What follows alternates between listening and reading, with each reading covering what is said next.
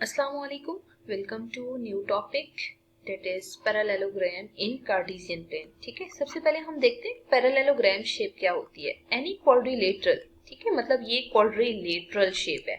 अगर ये क्वाड्रिलेटरल है तो हम साथ ही मेंशन कर लेते हैं क्वाड्रिलेटरल कौन सी शेप है.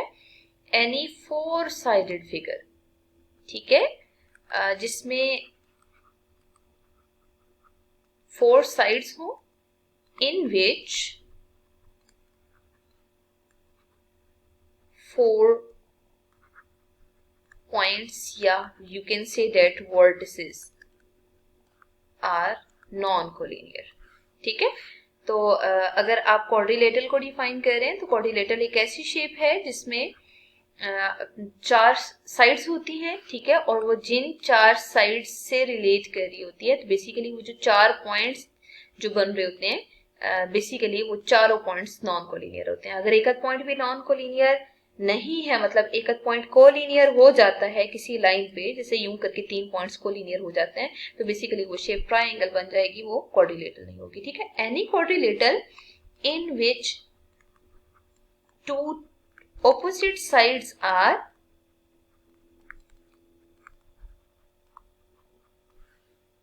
equal and parallel. ठीक है, अच्छा हम टू को भी स्किप कर देते हैं.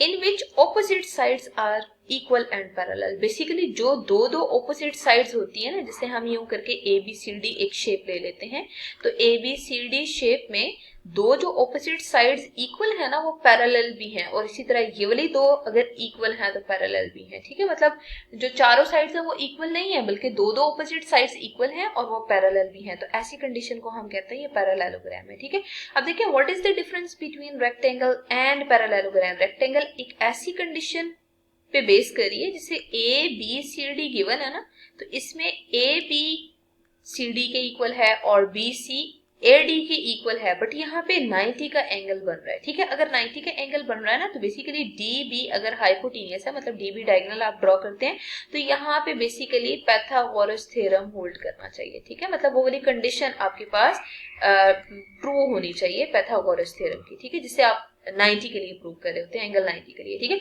लेकिन यहाँ पे जब आप पैरेललोग्राम की कंडीशन वेरीफाई करते हैं ना, तो ये एंगल 90 नहीं होना चाहिए. अगर 90 वाली कंडीशन यहाँ पे फेल हो रही है ना, तो बेसिकली उस शेप को आप कहेंगे पैरेललोग्राम. तो इसे आपने सेम पैटर्न पे ही सॉल्व करना है जैसे हम पहले करते थे, बट ये है कि यहाँ पे या तो आप डायगोनल्स को अनइक्वल प्रूव कर दें, या फिर ये जो पाइथागोरस थ्योरम वाली कंडीशन है वो होल्ड ना करी हो तो पैरेललोग्राम शेप होगी. अब हम ऐसे करते हैं, एक एग्जांपल कंसीडर करते हैं. Show that A B C D are vertices of parallelogram. ठीक है, अगर ये पैरेललोग्राम की वर्टिसेस है ना, तो हम ऐसे करते हैं बाय डिस्टेंस फार्मूला सबके डिस्टेंसेस को फाइंड आउट कर लेते हैं. ठीक है, तो डिस्टेंस फार्मूला हम दो पॉइंट्स में फाइंड आउट करते हैं, तो ऐसा करते हैं हम ए बी लेंथ भी फाइंड आउट कर लेते हैं, next B C C D and A D. ठीक है, मतलब इन सब को बाय यूजिंग डिस्टेंस फार्मूला हम फाइंड आउट कर लेते हैं.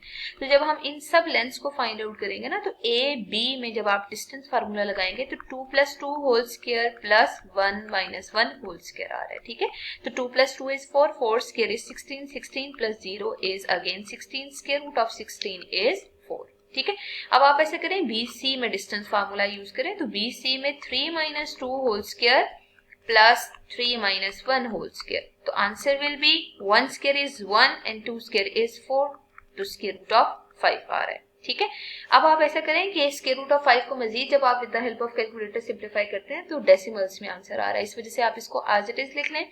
अब हमें सी डी में डिस्टेंस फाइंड आउट करना है, तो सी डी के लिए आप फार्मूला लगाएं, -1 - 3 का whole square plus 3 - 3 whole square. ठीक है, 3 - 3 इज 0, तो यहाँ पे -4 स्क्वायर प्लस 0 स्क्वायर आ रहा है. -4 स्क्वायर इज 16 और square root of 16 is basically 4. ठीक है, अब आप ए डी में डिस्टेंस फार्मूला लगाएं, तो ए डी के लिए -1 माइनस प्लस हो जाएगा, +2 का होल स्क्वायर. ठीक है, फिर 3 - 1 होल स्क्वायर. चेक करें, 2 -1 is basically 1, 1 square is 1, ठीक है। 3 - 1 is 2, 2 square is 4, तो सिंप्लीफाई करने से स्क्वायर रूट ऑफ 5 आंसर आ रहा है। देखिए ये लेंथ 4 के इक्वल है और square root of 5 square root of 5 के इक्वल आ रहा है, ठीक है। तो इसका मतलब ये है कि आप अगर यहाँ पे कंपेयर करते हैं ना, तो पैरेललोग्राम की पहली कंडीशन यही होती है कि ए बी और सी डी दो लेंथ्स इक्वल आ रही है और बाकी जो रिमेनिंग टू साइड्स है ना, जैसे हम यहाँ पे सी बी और दूसरी वाली साइड कंसिडर कर लेते हैं ए डी, ठीक है। इससे कोई फर्क नहीं पड़ता बी सी लिखें या सी बी लिखें, तो ये दो साइड्स भी इक्वल आ रही हैं। अगर ये इक्वल आ रही है ना, तो यहाँ से पॉसिबल है कि वो रेक्टेंगल भी बन सकती है, पैरेललोग्राम भी हो सकती है, ठीक है। लेकिन पैरेललोग्राम की हमने कंडीशन क्या डिस्कस की थी कि अगर हम यहाँ पे डायगोनल की लेंथ लेते हैं, ठीक है, डायगोनल क्या होगा बी डी, ठीक है। नाउ आप ऐसा करेंगे B D length find out कर लें, तो बी डी पे आप डिस्टेंस फार्मूला यूज करेंगे। जब आप बी डी पे डिस्टेंस फार्मूला यूज करेंगे तो -1 - 2 का whole square plus 3 - 1 whole square आएगा, ठीक है। तो basically -3 square is 9 and 2 square is 4, ठीक है। तो स्क्वायर रूट ऑफ 13 आंसर आ रहा है बी डी का, ठीक है। अगर यहाँ पे स्क्वायर रूट ऑफ 13 आंसर आ रहा है ना, तो आप चेक करें कि बी डी एक रफ सा स्केच ड्रॉ कर लें कि अगर ये लेट्स सी पैरेललोग्राम है तो वो इस शेप में होंगे, ठीक है। और इसी शेप में ना आप यहाँ पे A B C D mark कर लें।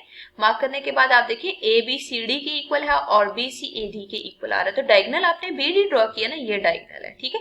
यहाँ पे चेक करना है कि ए पे 90 एंगल है या नहीं। अगर ए पे 90 एंगल चेक करना है ना, तो यहाँ पे आप जरा पाइथागोरस थ्योरम की स्टेटमेंट लगा के देखिए कि बी डी का स्क्वायर आपके पास A B square plus A D square आ रहा है या नहीं, ठीक है। तो बेसिकली हमें ए बी की जगह 4 पुट करना है और इसी तरह ए डी की जगह आपने स्क्वायर रूट ऑफ 5 पुट करना है, ठीक है। इनके स्क्वायर्स को सिंप्लीफाई करें, 4 square is 16 and square root of 5 whole square में स्क्वायर रूट कैंसिल हो जाएगा, आंसर 5 के इक्वल आ रहा है, ठीक है। और बी डी की जगह आप 13 पुट करें और स्क्वायर रूट के साथ है होल स्क्वायर लेंगे तो square root will be cancelled out, ठीक है। तो यहाँ पे देखिए 13 के आपके पास 21 के इक्वल है, नो ये इसके इक्वल नहीं है। अगर इक्वल नहीं है तो यहाँ पे आप सिंपल लिख दें विच इज नॉट पॉसिबल, मतलब ये कंडीशन वेरीफाई ही नहीं हो रही ना। अगर ये पॉसिबल ही नहीं है तो इट मींस जो ए पॉइंट है उस पे 90 का एंगल नहीं बन रहा, ठीक है। अगर ए पॉइंट पे 90 का एंगल नहीं बन रहा ना, तो कंफर्म है कि ये जो शेप है वो पैरेललोग्राम होगी। तो लास्ट पे आप लिखते हैं hence A B C and D are vertices of parallelogram, ठीक है। और आप यूं भी लिख सकते हैं A B C and D form a parallelogram. तो बेसिकली देखें जस्ट पैरेललोग्राम और रेक्टेंगल में यही डिफरेंस है कि शेप में इसी रेक्टेंगल को ना थोड़ा सा आप टिल्ट कर देते हैं ना, जब मतलब यूं करके ड्रॉ करते हैं। तो अगर ये ए बी सी डी है और यहाँ पे 90 का एंगल आ रहा है ना बेसिकली, तो डी पे डायगोनल ड्रॉ करें तो ये देखें एक राइट एंगल ट्राइंगल बन रही है। तो यहाँ पे अगर राइट एंगल ट्राइंगल की कंडीशन वेरीफाई हो रही है तो रेक्टेंगल होगी। लेकिन अगर आप इसी फिगर में ए बी सी डी यूं करके ड्रॉ करें, ये देखें टिल्ट हो गया। अगर टिल्ट नहीं है, टिल्टेड फॉर्म में है ना, तो बेसिकली यहाँ पे 90 का एंगल नहीं होना चाहिए। अगर 90 का एंगल नहीं है तो डी बी की लेंथ आप प्रॉपर फाइंड आउट करें by distance formula. Find out करने के बाद अब आप चेक करें कि यहाँ पे राइट एंगल ट्राइंगल की कंडीशन होल्ड कर रही है नहीं। अगर वो कंडीशन होल्ड कर रही है तो बेसिकली रेक्टेंगल होगी, अदरवाइज पैरेललोग्राम, ठीक है। तो मतलब ये बेसिक कंडीशंस थी जिसमें आपने रेक्टेंगल और पैरेललोग्राम को वेरीफाई किया।